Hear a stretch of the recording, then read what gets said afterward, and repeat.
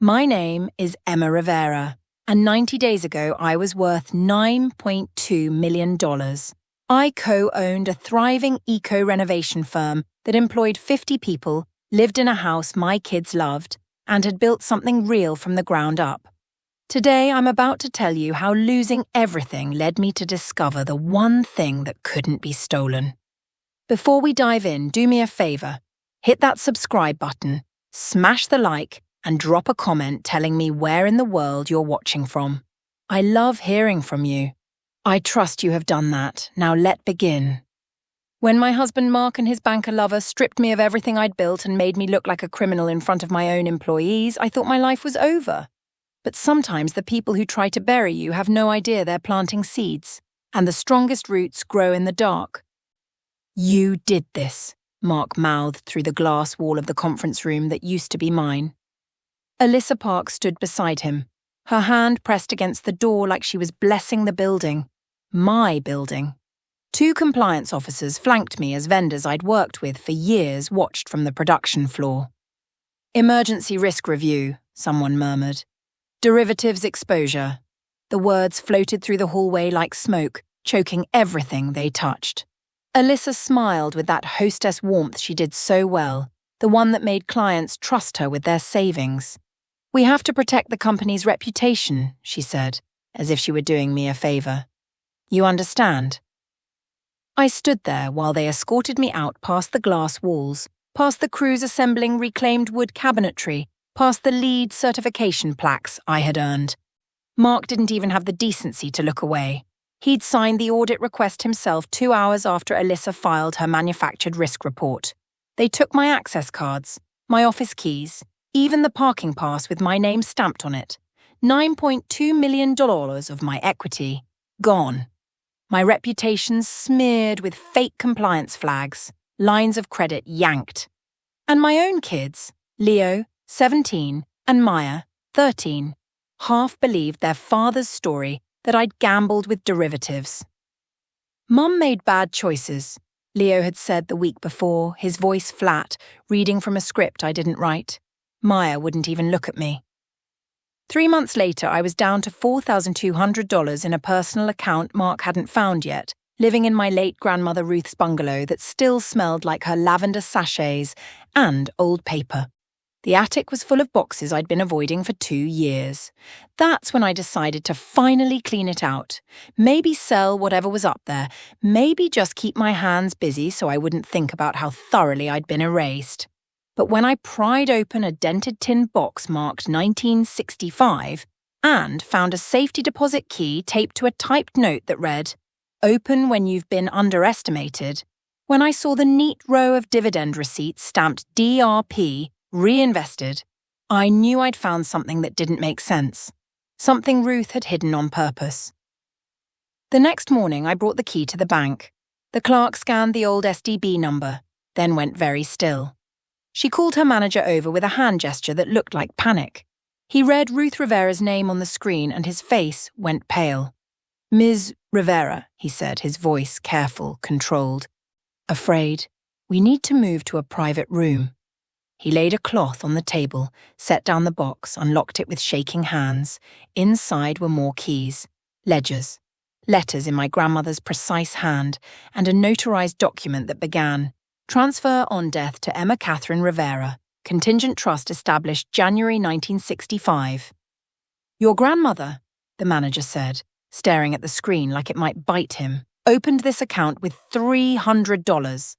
Coca-Cola, Johnson & Johnson, and a regional utility, dividend reinvestment plans held directly with the transfer agents. It's been compounding for 60 years. He turned the screen toward me. The number at the bottom had 8 figures. The woman who thought she'd humiliated me, the man I'd trusted with my name and my business. They had no idea what was coming. Because my grandmother, a woman who'd worked as an office clerk and saved every receipt, had just reached out from 1965 to teach her granddaughter the most important lesson she'd ever learn. Patience is a weapon. And paper beats performance every single time. This is that story. And trust me, by the time I'm done, you'll know exactly how to make sure no one ever does this to you. But first, I need you to understand who I was before everything fell apart, because that's the only way you'll grasp just how blind I'd been and how much power I actually had all along. Rivera Eco Renovations started in a co-working space in 2014.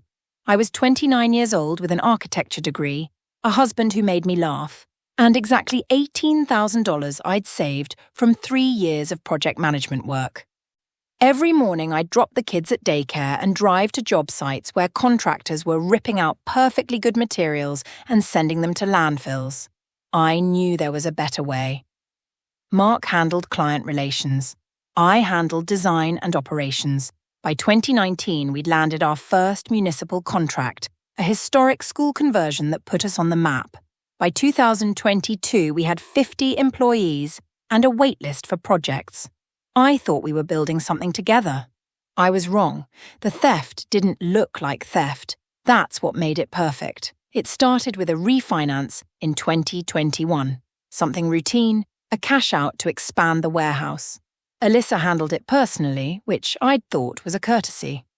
"Just e-sign here," she'd said, her tablet glowing between us at a coffee shop. I'd scrolled through dozens of screens, disclosures, acknowledgements, the usual digital paperwork blur. Somewhere in that stack was a checkbox labelled Spousal Account Access for Joint Tax Planning. I never saw it. I definitely never checked it. But Alyssa did. That single dormant flag gave her the skeleton key she needed. Over 2 years, she built what my lawyer would later call a consent ghost. A digital trail of approvals that looked like me but weren't. She created a phantom tax escrow that pulled funds into an omnibus cash account, a holding tank where money from multiple clients swirled together before being routed out again. My statements never showed the sweeps because technically the money never left the bank, just my control. Mark's job was simpler. Make me look reckless. He fed Leo and Maya curated proof through a shared family iCloud folder. Screenshots of red-lined spreadsheets, a video monologue about Mum's gambling problem, even fake derivative exposure reports that looked official enough to scare teenagers who didn't know better. "Dad says you were betting the company," Leo had said, his voice small and hard. He showed us the numbers. When I tried to push back on a $1.8 million wire request that made no sense, Alyssa triggered the panic. Lines of credit vanished overnight. Vendors received anonymous calls about compliance concerns. And Mark scheduled the emergency audit 2 hours after Alyssa filed her own risk memo, flagging me as the liability. I didn't fight back. Not then. I moved into Ruth's bungalow, kept my head down and started collecting documents, old statements, e-sign receipts, anything with a timestamp. I hired Silas Kay, a litigator who specialized in bank operations cases, and Janine Cole, a former transfer agent auditor who spoke the language of dividend reinvestment plans like a native tongue. "Don't tell Mark," I said. "Don't tell anyone." We worked in Ruth's kitchen, spreading papers across the table where she used to do crosswords. Janine traced the DRP growth on a yellow legal pad. Silas drafted subpoenas for internal bank logs. Then Janine flipped open one of Ruth's ledgers, a blue cloth-bound book with dates running back to 2009. Her finger stopped on a page, dated March 2011. "Emma," she said quietly, "your grandmother reported Alyssa Park." A certified mail receipt was stapled there. Beneath it, a carbon copy of a complaint about unadvised cross-account sweeps and irregular access patterns. The bank had replied with bland reassurances. The issue had been internally resolved. Except it hadn't. Ruth had known something was wrong, and she'd kept the proof. Ruth's 2011 complaint should have triggered an investigation. Instead, it had been quietly absorbed into what Silas called regulatory theatre, a draft consent order that never saw daylight, a promise to enhance controls, and a polite letter thanking Mrs. Rivera for her vigilance. "They buried it," Silas said, tapping the faded carbon copy. Which means they knew she was right. The second key in Ruth's tin box led us to a different bank entirely, a small credit union in Astoria, where Ruth had kept what she called her insurance policy. Box number 2 held no money, just paper. Handwritten ledgers dating back to 1965, carbon copies of every letter she'd ever sent to financial institutions, receipts for certified mail, responses from bank managers, some apologetic, some dismissive. And that 2011 complaint, meticulously documented with account numbers, dates, and the name Alyssa Park, underlined 3 times in blue ink. Your grandmother, Janine said, holding the ledger like it was sacred, was building a case she hoped no one would ever need. But the real weapon was box number 1. The trust Ruth established in January 1965 had been funded with $347, split across 3 dividend reinvestment plans. Coca-Cola, Johnson & Johnson, a regional utility that had been acquired twice and spun off into something worth 40 times the original shares. Every dividend, for 60 years, reinvested automatically. No brokerage fees, no management costs, no marital claims because it sat outside the banking system entirely, held directly with transfer agents under a transfer on-death instruction that named me as the sole beneficiary. Silas walked me through the legal framing over coffee that had gone cold. TOD means clean ownership. Mark can't touch it. Alyssa never saw it. And because it was held at the transfer agent level, it's not in any database they had access to. The number at the bottom of the combined statements made my vision blur. $14.7 million. Janine spent 3 days cross-referencing DRP numbers, dividend histories, stock splits, and acquisition records. She built a timeline so ironclad that even a hostile auditor couldn't find a crack. Silas drafted subpoenas for bank logs, internal chat records, and the full account plumbing schematics that would show exactly how Alyssa had moved money through omnibus accounts like a magician palming cards. Preservation letters went to the transfer agents, evidence requests to the bank's compliance office, and a quiet phone call to the district attorney's financial crimes unit. That night, alone in Ruth's kitchen, I opened the first letter she'd tucked into the tin. The typewriter ink had faded to grey, but the words were sharp. If you're holding this, someone underestimated you. Good. That's when you have the advantage. Don't waste it on anger. Use it for accuracy. Paper beats performance.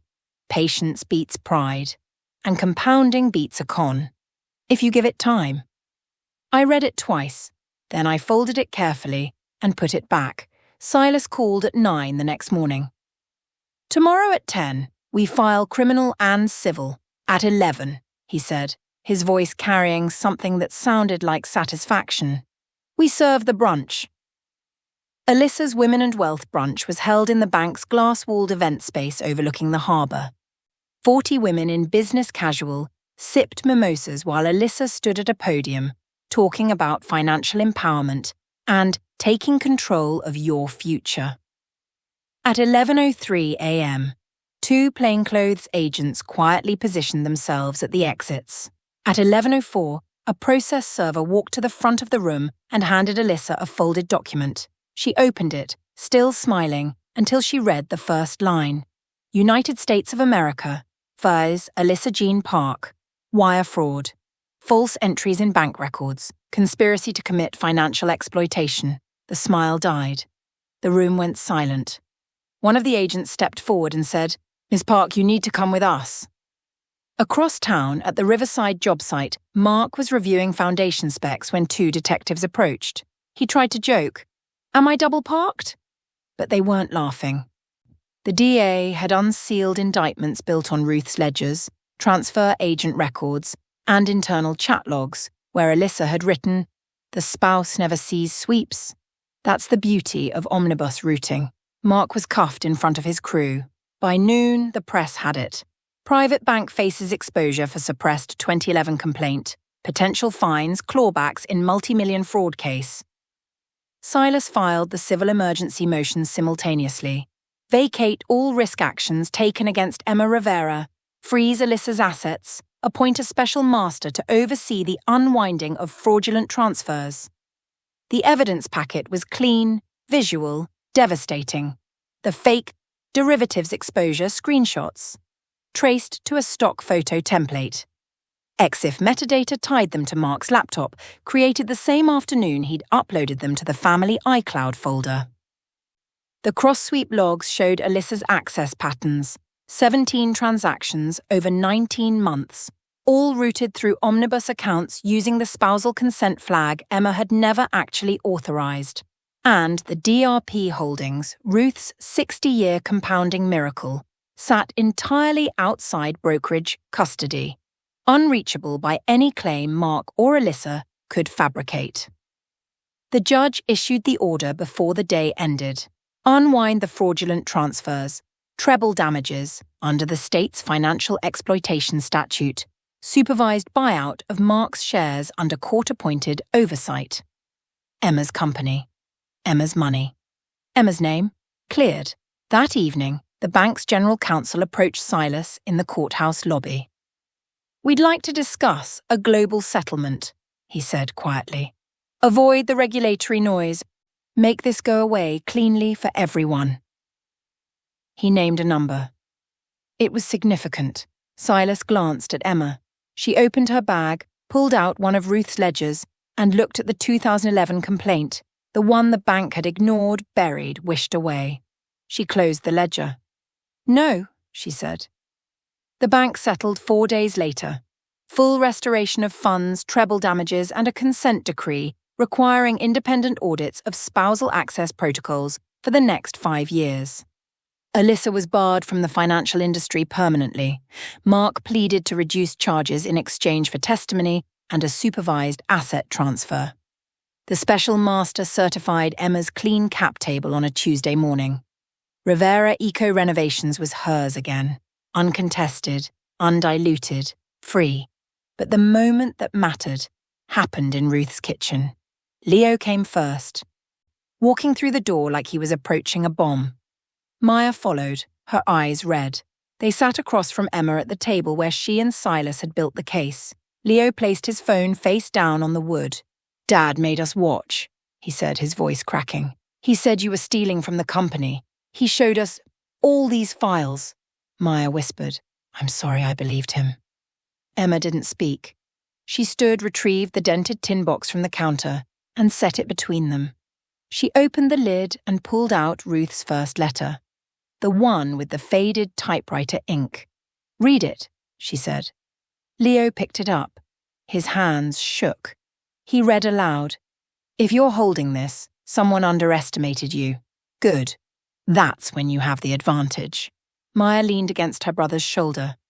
They read the rest together. When they finished, Emma folded the letter carefully and placed it back in the box. "Your great-grandmother taught me something," she said. "Paper beats performance. Patience beats pride. And the people who try to bury you never check to see if you planted roots." The rebuild was methodical. Emma repaid every spooked vendor first, personally. She rehired the 2 staff members Mark had scapegoated, with back pay. Salaries stayed steady. She published a transparent internal memo explaining what had happened, what the court had found, and how the company would move forward. No splashy interviews, no victory laps, just one calm press statement. Rivera Eco Renovations values transparency more than headlines. We're grateful to be building again. The Ruth 1965 Trust launched 6 weeks later. Microgrants for women starting home upgrade businesses, free workshops on reading brokerage statements and spotting consent fraud, templates for opening drips directly with transfer agents. Emma named Janine as the advisory board chair. On the morning of the first workshop, Emma sat alone in Ruth's kitchen. She pulled out the tin box one more time and taped Ruth's mantra back inside the lid, exactly where it had been. Compounding beats a con, if you give it time. She closed the lid, not to hide it, but to keep it ready. For the next woman who would need the key.